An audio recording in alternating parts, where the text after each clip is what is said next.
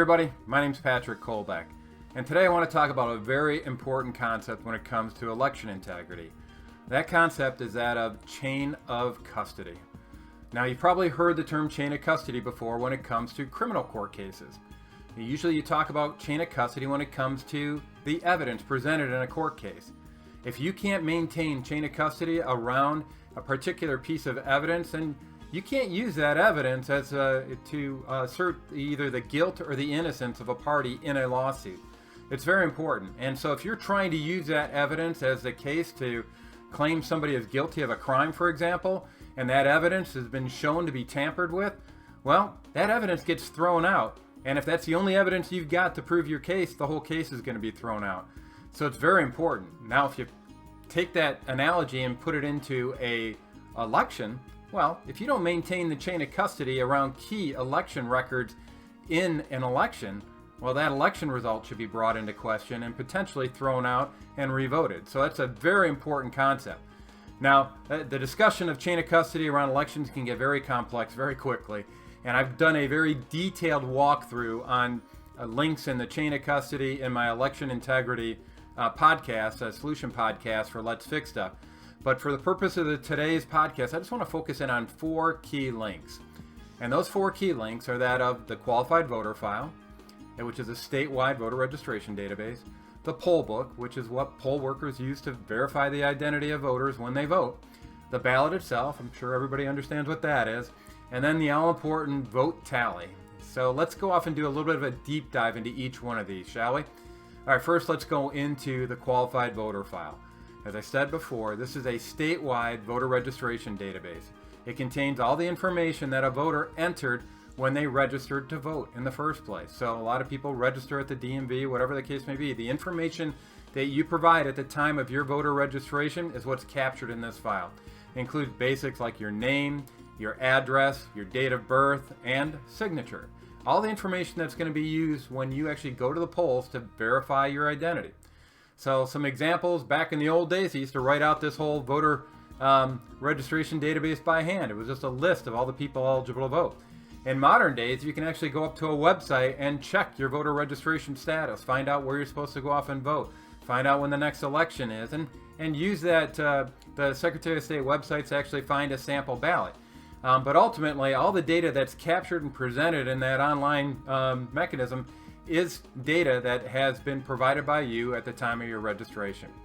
Now, let's examine what happens if this voter registration file is broken, if that link is broken.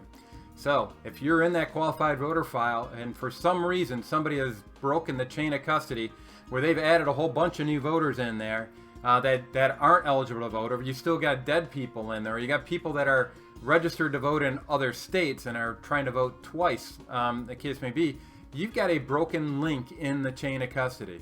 And why is that important? Because everything downstream of that link, if it's broken, is impacted. Because you can't believe when you go into the poll book, for example, that all the people that are in that poll book are real people. And we're going to go into how that works in just a second. So, qualified voter file, very important link in the chain of custody.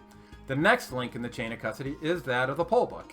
And essentially, that is simply a precinct-specific extract of the qualified voter file. And so all the information that a poll worker would need in order to verify the identity of an individual who submits their vote, either in person or via absentee, is captured in that poll book. Poll books can take the form of being a manual printout of all the voters, just like we were talking about in the olden days before. Also, they can be an electronic poll book as well. Poll books are also where you capture a lot of the election information. So you keep track of when voters have been distributed ballots. Sometimes, especially for absentee, you'll be given a ballot number associated with it. So when it comes back in an envelope, you can go off and use that as part of the identity verification process for that voter. But poll books are essentially, they start off as simply a precinct-specific extract of the voter registration database. But by the time an election's done, you've got a whole bunch of notes in that poll book for an individual precinct that help guide canvassers as to whether or not an election has been conducted in a high integrity manner. So poll books are extremely important artifacts. And just like before, if that poll book, if you have demonstrated a break in the link of the chain of custody on that poll book, everything downstream of that poll book is brought into question. The integrity of all the records downstream is brought into question. It doesn't bring into question the issues with anything upstream, but downstream definitely impacts that. So something of very much of quite a bit of concern. All right, so now let's go into the next key link in our chain of custody. That's the ballot. Now all of us are familiar with what a ballot looks like, right? That's where you put cast all your votes for individual candidates or ballot propositions. It's very important, and most of these ballots are going to have some way of making sure that before that ballot is thrown into a machine, you have a mechanism for getting rid of all traceability between who cast that ballot, who cast that vote, and the actual vote that was cast. I mean, that's done to protect the identity of the voter. So there's usually a tab that you rip off on the side, and once that tab is ripped off, you have no way of connecting the dots between an individual voter and the votes that they cast. So it's very important. A lot of people like to talk about recounts, for example, as a way to solve everything. Well, you know, if you've had a bunch of fraudulent voters casting votes that weren't adequately reconciled with the poll book or with the qualified voter file, well, you know, you can have all the ballots in the book stuffed into the bin, but it doesn't mean a hill of beans because somebody could have been doing ballot stuffing. So it shows why this whole chain of custody is important.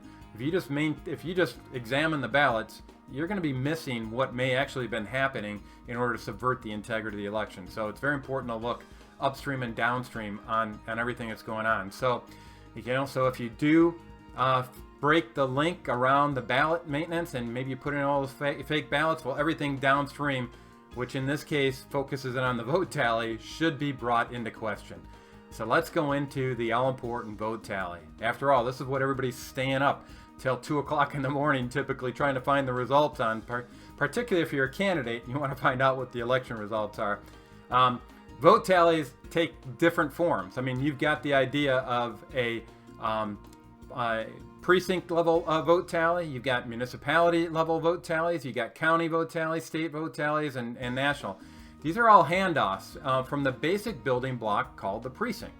So all your ballots are tailored to individual precincts. And so if you have the good news on this is that if you can get very confident around the integrity of your precinct-based vote tallies, when that gets handed off to the municipality or to the county or state, etc., you can go off and make sure that the sum of the votes at the county level, for example, equals the sum of the precincts that featured votes for that particular candidacy. Does that make sense?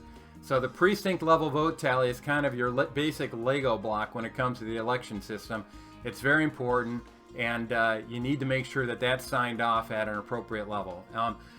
When you go into the municipality, county, state, and national level, typically what's going to happen on that is that you've got a board of canvassers that's going to certify that everything upstream of the receipt of those vote tallies has been followed to the letter. Essentially, they're validating that the chain of custody has been maintained across all those vote records. So, but it all starts with that basic vote tally at the precinct level. So, so there you have it. Those are the key links in the chain of custody.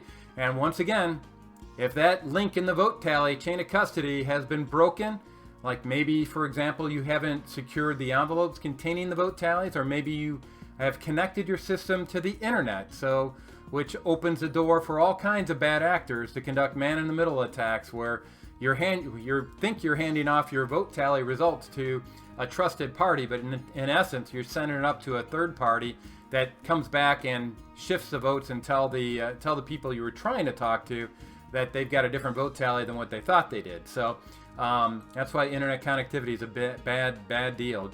It's the same thing as breaking a seal on an envelope with your actual vote tallies and tape printouts from your precincts. Anyway, that's the bottom line for all these 4 links in the chain of custody. I hope it's a good overview so you understand why it's so important. There's a lot more detail available on this. Like I said, you can go to election integrity, particularly the engineering version of my solution podcast around election integrity, to really do a deep dive on this. But this will get the ball rolling.